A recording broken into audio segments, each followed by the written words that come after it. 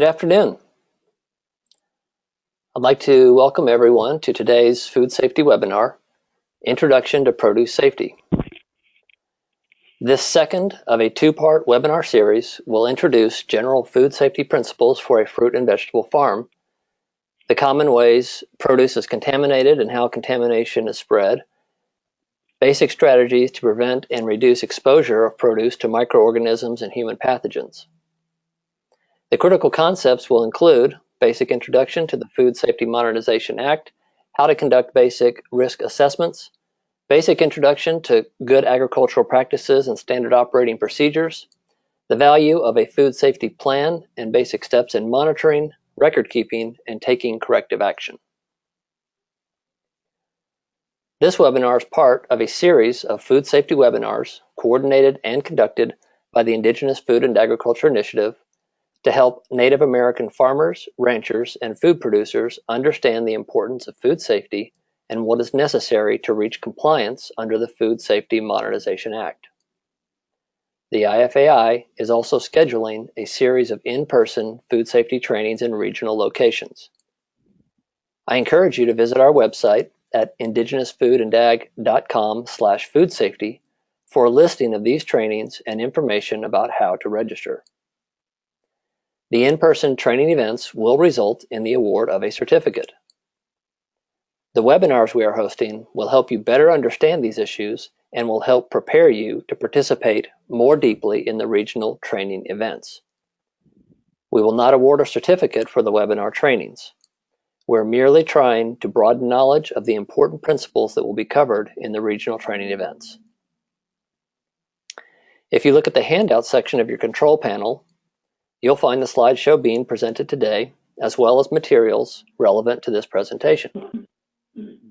I invite you to visit our website at indigenousfoodandag.com/foodsafety, where you will find more information about our food safety trainings, downloadable copies of the presentations, and archived videos of the completed webinars. All attendees will be muted during the presentation. Today's presenter, Dr. Rodney Holcomb, will answer questions at the end of the presentation. Attendees can submit a question at any time during the presentation by using the questions feature of the control panel. Today's presentation is possible through a 3-year cooperative agreement between the U.S. Food and Drug Administration and the IFAI to provide Native American outreach, training, technical assistance, and education to ensure compliance with the Food Safety Modernization Act. Our work is part of the broad efforts we will undertake to provide outreach, training, technical assistance, and education on food safety issues. Now I'd like to introduce today's presenter, Dr. Rodney Holcomb, the Charles B. Browning Endowed Professor of Food Studies with the Food and Agricultural Products Center at Oklahoma State University. Dr. Holcomb is a professor in the Department of Agricultural Economics at Oklahoma State University. His research interests lie in the areas of value-added manufacturing economics and market evaluations. His goals are to identify economically feasible processing alternatives and business structures for adding value to regional agricultural commodities. He is also instructor of 2 agribusiness management courses in which students develop business and marketing plans for Oklahoma companies as their class projects. His programs have received awards from commodity organizations, professional associations, industry groups, the Oklahoma Cooperative Extension Service, Oklahoma State University, and a former Oklahoma governor's office. He has also received the USDA Plow Honor Award for Exceptional Service, the highest award given by the U.S. Secretary of Agriculture. And with that, Dr. Holcomb, the presentation is yours. Thank you very much, Brian. Well, good afternoon, everyone. Glad you could take a little time to continue going through this introduction to produce food safety. As Brian mentioned, what we're talking about today is directly tied to the Food Safety Modernization Act, and specifically the Produce Safety Rule, which is one of the 7 rules developed from the Food Safety Modernization Act of 2011. Now, larger produce farms are expected to implement many of the practices of FSMA's produce safety rule starting back in January. So we're almost 2 months behind for some of the large growers. Medium and small growers, it's spaced out. So medium ones would be January of 2019, and the small ones January of 2020. And then there are several that would be exempt. And 2 weeks ago, we talked a little bit about some of the exemptions, and we have some information tied to the Indigenous Food and Ag website that goes into those details and talks about exemptions and what things would make a small farm exempt. When it comes to produce food safety, FSMA, the Food Safety Modernization Act, really focused on science-based prevention as opposed to waiting till something happens and then trying to deal with an outbreak of a pathogen or a food safety issue. So as we talked about 2 weeks ago, and we'll start off here today, produce safety begins with a commitment of the farmer, himself or herself. Nobody knows the farm better than you do. So the many steps that are related to the produce safety rule and the expectations of the producer very, very closely follow what the meat industry went through 20 years ago when HACCP came into play. And if you've never heard of HACCP, it's HACCP, which stands for Hazard Analysis and Critical Control Points. The intent being for a meat processor, large or small, you ought to be able to look at everything about your operation, everything about the facility, the equipment, the people, the whole works, and figure out where there could possibly be a problem with a food product, where something could become adulterated, where a food safety concern could arise. You identify that risk. You put in some practice to prevent a food safety problem from occurring. You monitor to make sure there is no problem occurring. You have corrective actions in place if anything does happen to occur, and you keep good records. Well, the FSMA produce safety rule is a lot like that, just focused on the farm. So it all comes down to identifying the produce safety risk that may be present on the farm and supporting the implementation of food safety policies and practices that reduce risk. We can't always get rid of them, but we can try to reduce them. Facilities and equipment and any practices that would reduce those risks, are they there, or do they need to be added to the farming operation? Food safety training for employees, food safety trainings for the farm owner, the farm manager, and that's what a lot of these Produce Safety Alliance training programs and even this webinar, that's what they're intended to do. And being a good example, because if you as the farm owner are not being a good example of farm safety, then your employees will also not be good examples of farm food safety. Now, everything related to produce safety we can divide into these 5 steps: assess produce safety risks, implement practices, monitor practices, use corrective actions, and keep records. And quite honestly, if you go through everything in the produce safety rule, everything comes down to really 6 words. You can almost summarize it all in 6 words. The first 3 words are wash your hands. And then the second set of 3 words are write it down. And in food safety, that's the big deal. If you don't write it down, it didn't happen. And that's what that records part pertains to. So when we start looking at assessing those risks, like we said, nobody knows your farm better than you do. You know everything about it. You know the lay of the land. In the most literal sense, you know the lay of the land. You know what's happening on your neighbor's properties that may represent a risk to what's being grown on your property. And I'm sure that many of you, if you're growing produce and your neighbor is spraying pastures with 2,4-D in the springtime, you absolutely know where there's a problem. Same thing happens with food safety risk. If there's something that's happening on the neighbor's field that may be a problem to you, you know it better than anyone. Fecal contamination risk, if there's concern that neighbors' livestock may end up on your property, or that your livestock may make their way into the produce fields, or wild animal issues may exist. You know that. You know the times of the year where it's the most problematic, and you know which species are the most problematic. The use of water and manure and crop production. You know what water you need. You know the best source of water for the crops that you're growing. And if you use manure or compost to strengthen soil fertility, you know what works best in your environment. You know the risks that go along with it. You know your employees and what they need to know and the facilities they need for their restroom needs, for hand washing. You know all of that. And you know better than anyone else what practices work in post-harvest handling of that produce on your farm.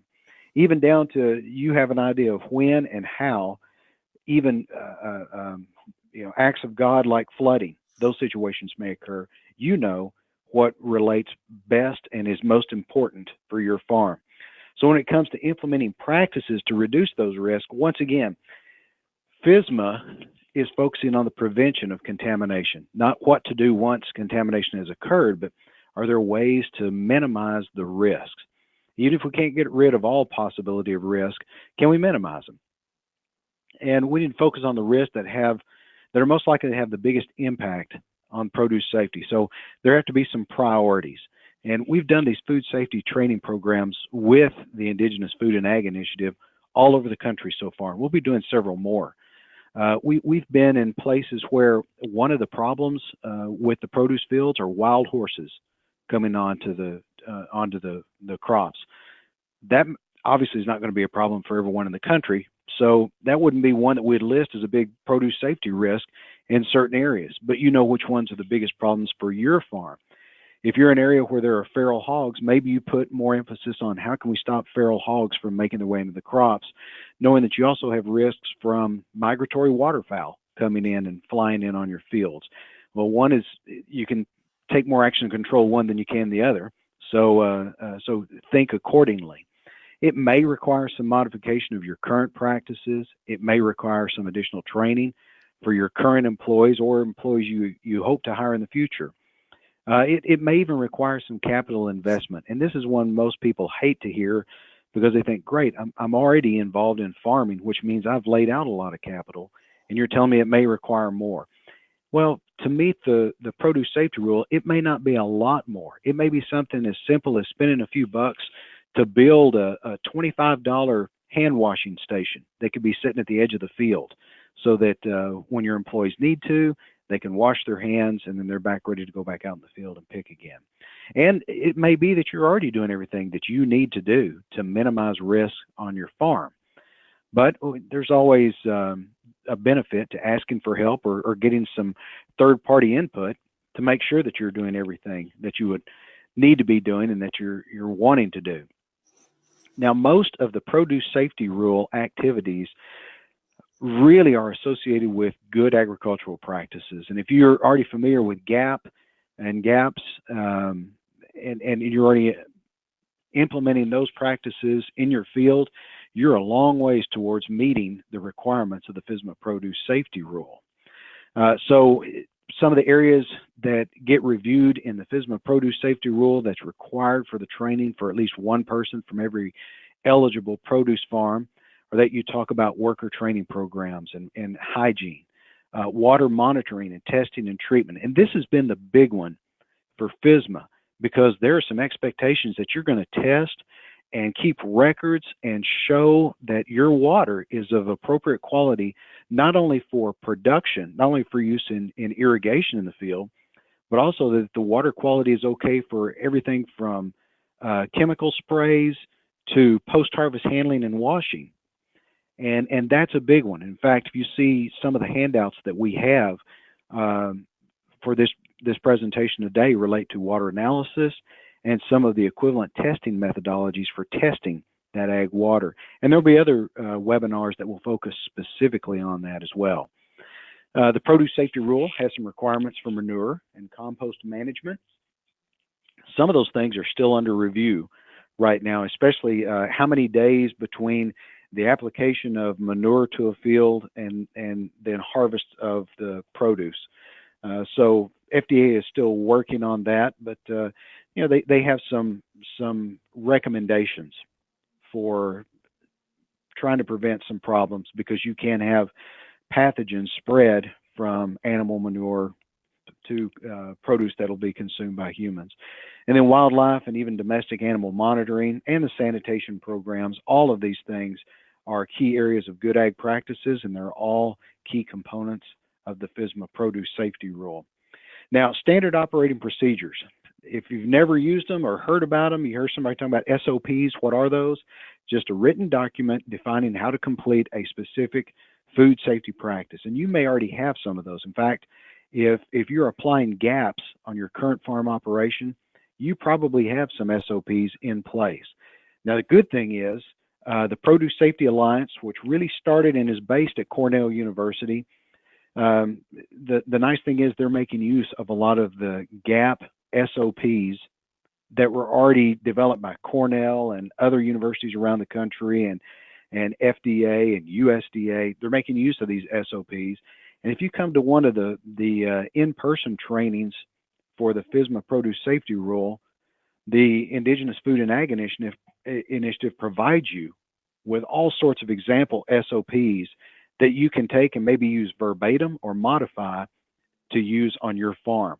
So the SOPs are just step-by-step instructions. So if I've never been to your farm and I have no idea how you operate, I can show up, receive a little training, maybe get handed a couple of SOPs that I read, and I know exactly how you want every activity done, or the activities that impact produce food safety done on your farm. And it could also be an SOP means that you're keeping track of all the supplies that you use, where they came from, who supplied them, and you know what practices still need to be completed and what records are needed or necessary or suggested for any activity that takes place on the farm.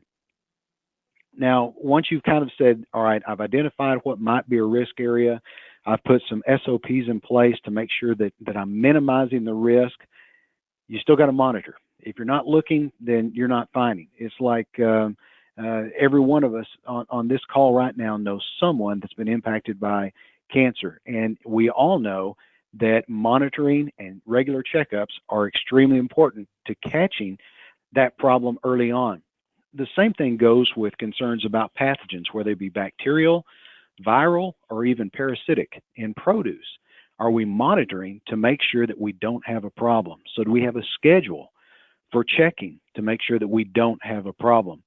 That gives you an opportunity to verify that the practices that you have employed are being properly employed, that everything's being done the way that you want it to be done according to your SOPs. And if you find a problem, then you can turn around and take action. So if you find that you have some high generic E. coli counts in your water test results, then you can try to figure out, well, why did that take place? Why did I have a spike in generic E. coli? And if you weren't on the call with us 2 weeks ago, generic E. coli is not the virulent E. coli like E. coli 0157H7 that we worry about that makes us sick. However, generic E. coli is found in the gut. So if you find generic E. coli in the water, that means there's been poop in that water. So if you see that's a problem and you're applying that water to your produce, monitoring can help you figure out, was it associated with a certain activity? Maybe the neighbor's cattle were spending a hot summer day floating around in the creek or stream that I'm also pumping water from to put on the fields, and maybe that's why I had an E. coli count. Or if I see that I've got some animals that have been in the field, I've monitored, I've spotted that, and I can take corrective actions. If I see that something hasn't been cleaned in the packing shed, then I can take action there as well. Now, for all those corrective actions that we talked about, you need to have them established in advance, preferably. If you think there's a chance something might go wrong, it's better to know what you would do in response now than trying to figure out when you're operating in crisis mode. Now, you'll see this little picture off to the right. That is an overturned porta potty.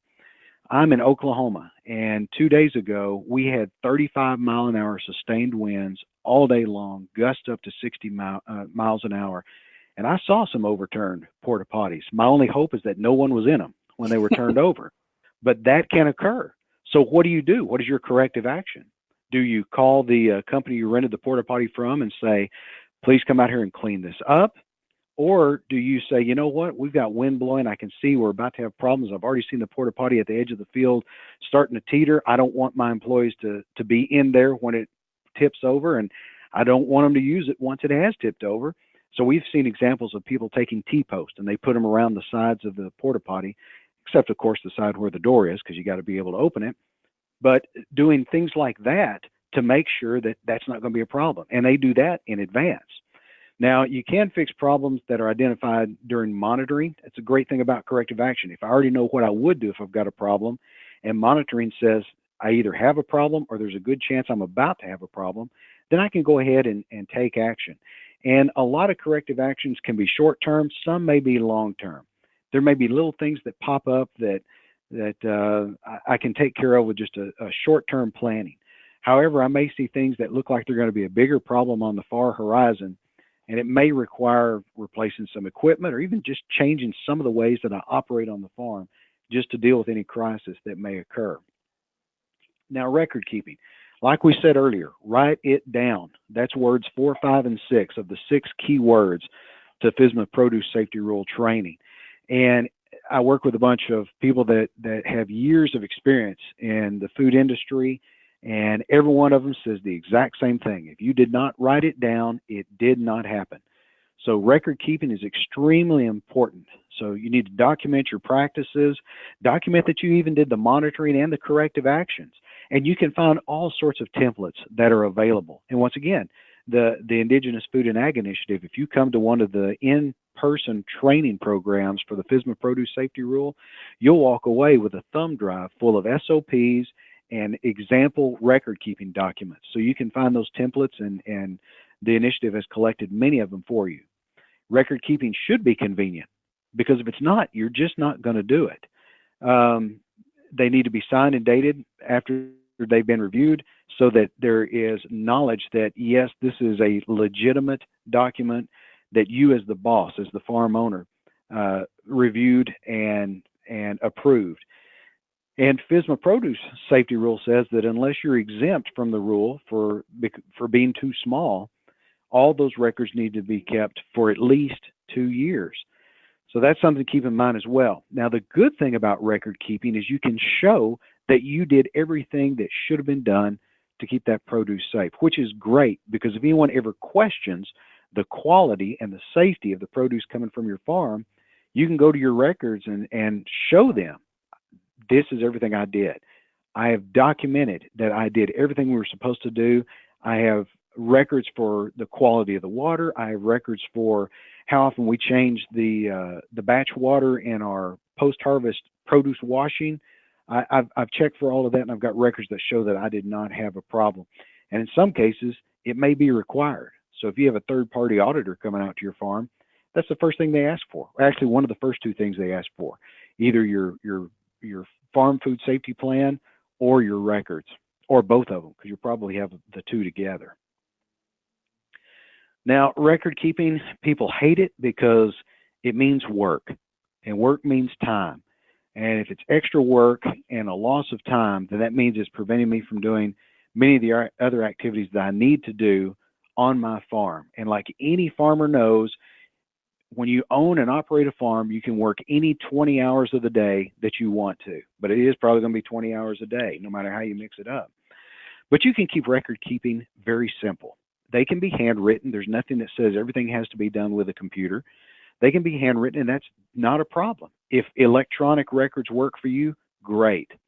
But just think about a few things that you may need. Some clipboards, this concept of the pen or pencil being tied to the clipboard, hey, that's great, because if you've ever gone driving out across one of your fields and you accidentally left that clipboard and the pencil sitting on the tailgate, one or both may be missing by the time you reach the far side of the field. So having the pencil with a clipboard makes it easier to find both of them when you lose them both at the same time.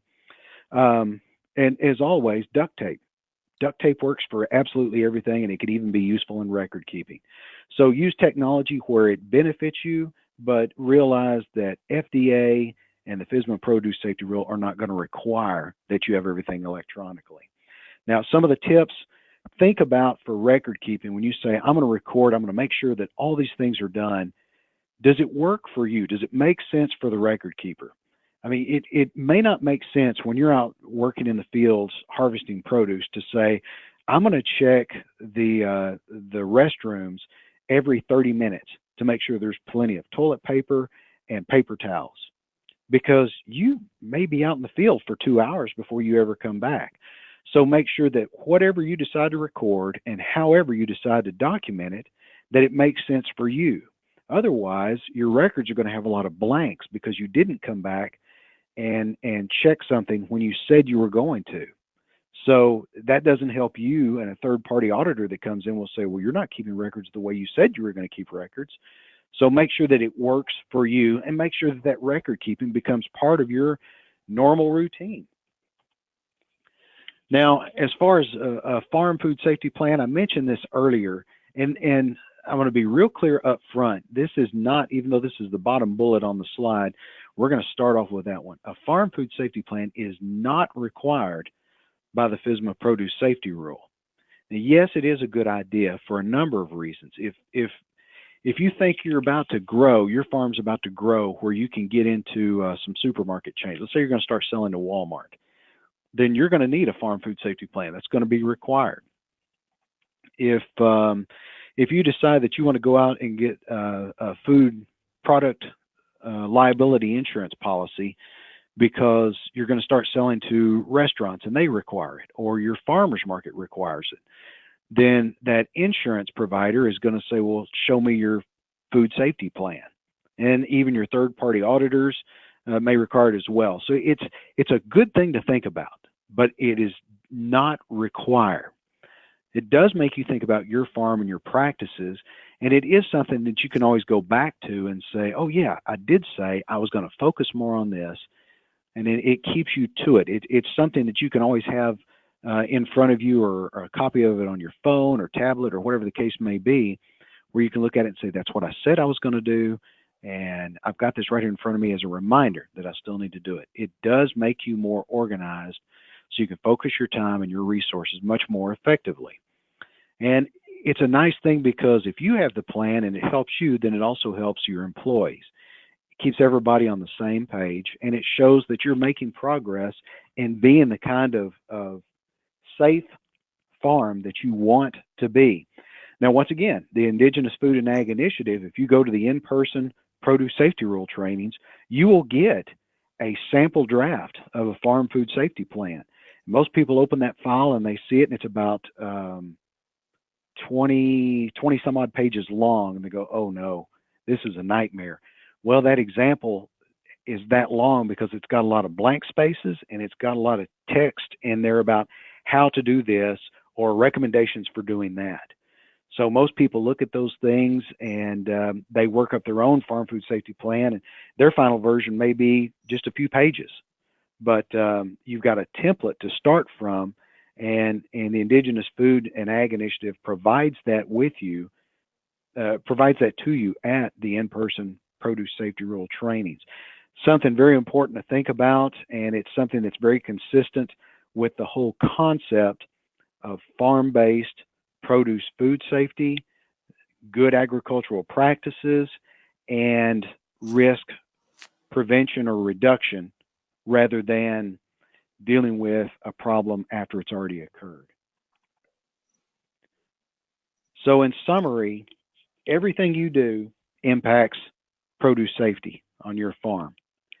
Everything you do has a direct tie back to produce safety, whether it relates to how and where you use your tools and your tractor, to how and where your employees use the restroom and wash their hands and eat their lunches or take their breaks.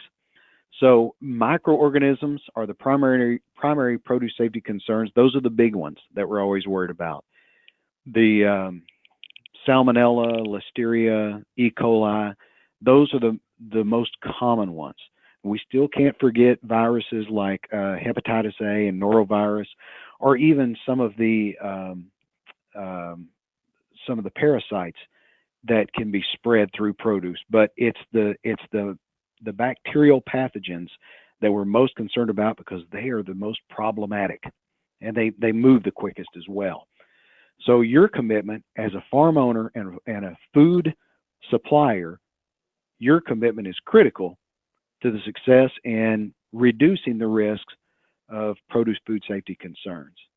And produce safety includes all these practices that we've talked about today: assessing the risks, implementing the practices, monitoring. If you're not checking, you have no idea whether your practices are beneficial or not. Using corrective actions. If you see a problem, fix it so that it doesn't continue to be a problem. And once again, write it down. You got to keep those records. Providing the necessary resources to get it done is all part of the Produce Safety Alliance curriculum for training growers about the FSMA Produce Safety Rule. It's also the key aspect of the Indigenous Food and Ag Initiative's food safety training programs. And I recommend that if you get a chance, attend one of the in-person trainings so that you can be the person that FDA requires to be trained on your farm.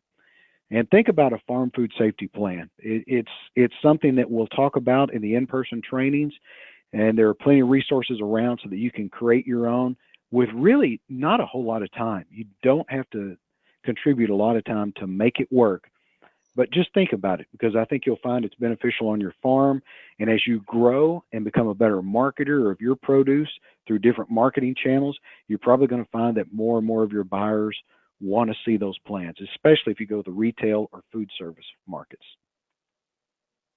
Any questions we have from anyone? All right. Thank you, Dr. Holcomb. That was a very informative presentation.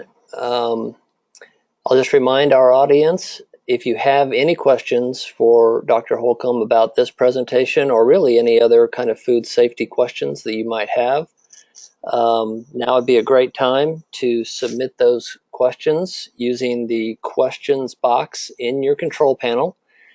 Just type it into the field and hit send, and I will field those questions, and Dr. Holcomb will answer them to the best of his ability. While you're thinking about your questions, I'll remind you that our next webinar will be on March 21st, and that's going to be the first part of a two-part series on microbiology basics. And so I would encourage you to head to our website, which you see on the screen there. And at that website, you can register for our next webinar or any of the upcoming webinars that we have, and also the in-person trainings that Dr. Holcomb mentioned in his presentation. You'll find a page there that has a complete listing of all the trainings, the regional trainings that we have planned so far. And there's contact information on that website page, so that you can register for those in-person trainings and reserve your seat. So I would encourage you to take a look at that list, and definitely contact us if you would like to attend any of those regional training events. Dr. Holcomb, we did have a question that came in, and the question is, how do you create a food safety plan if many of your crops are wild harvested foods from on and off the farm? That's a great question.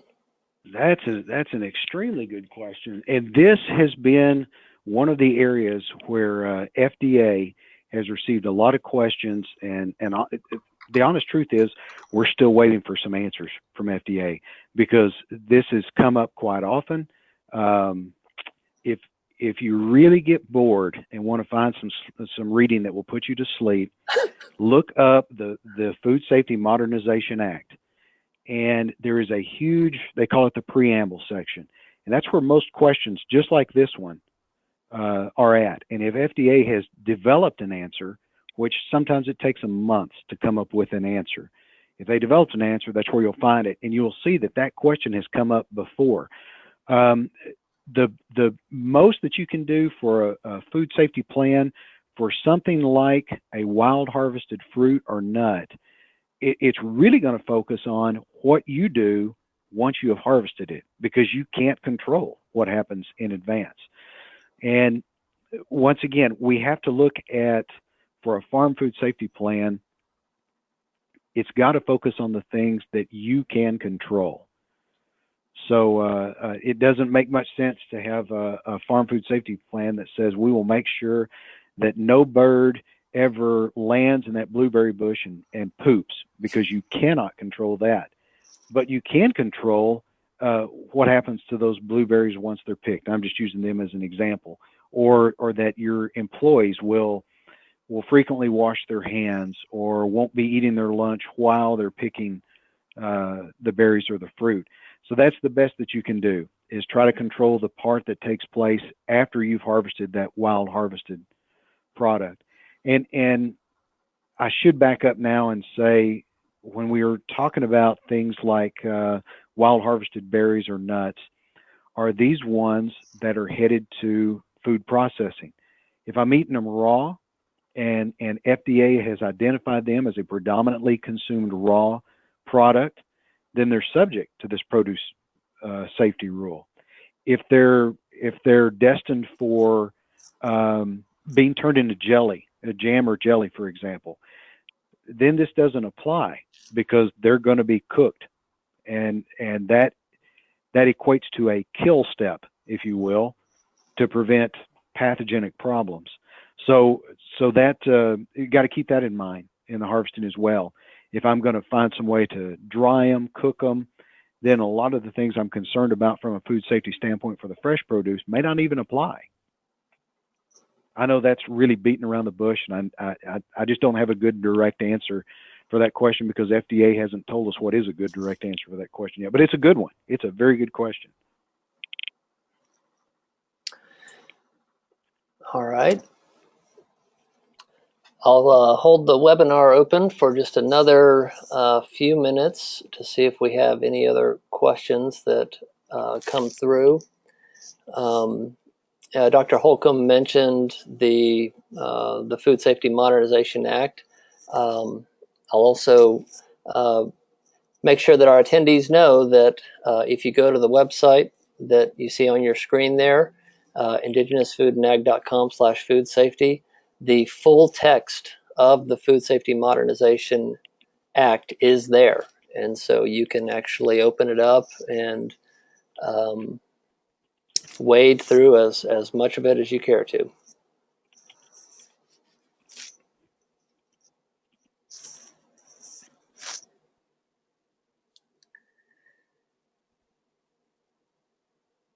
All right. So Dr. Holcomb, I'm not seeing any other questions coming through. Did you have any final thoughts before we close out today's webinar? The only thing I'd recommend is, if you think your farm is going to be subject to this produce safety rule, try to schedule a day where you can attend one of the in-person trainings offered by the Indigenous Food and Ag Initiative. FDA requires that any farm that is subject to this rule have at least one person that has gone through training about the produce safety rule. And right now, the curriculum that the initiative provides, which comes from the Produce Safety Alliance, is the only approved training curriculum for meeting that requirement. And FDA is very strict about that. There are 7 modules of information that you cover in that one-day event. And if you show up late and miss module 1, or you have to leave early and miss module 7, then you don't get the certificate of completion that FDA requires to show that you've had that training. So the initiative has provided many opportunities around the country for these in-person trainings. So please just take the opportunity to attend one of those while they're being made available to you. Absolutely. And I'll just mention to folks that if you go to the website that you see on your screen there, you'll see a link to find our page that has all of our in-person trainings. And we've got quite a few lined up in different parts of the country over the next few months. And so I would absolutely encourage everyone to visit our website. If you have difficulty, if you don't have a computer or something like that, then certainly call the number that you see on the screen there, and we can help you to the greatest extent possible. I'm not seeing any other questions. I'd like to thank our presenter, Dr. Rodney Holcomb, again today for today's great presentation. I will also remind everyone that we have our next webinar on March 21st, so we would encourage you to join us for that. And with that, I will close out today's webinar. Thank you, everyone, for joining us.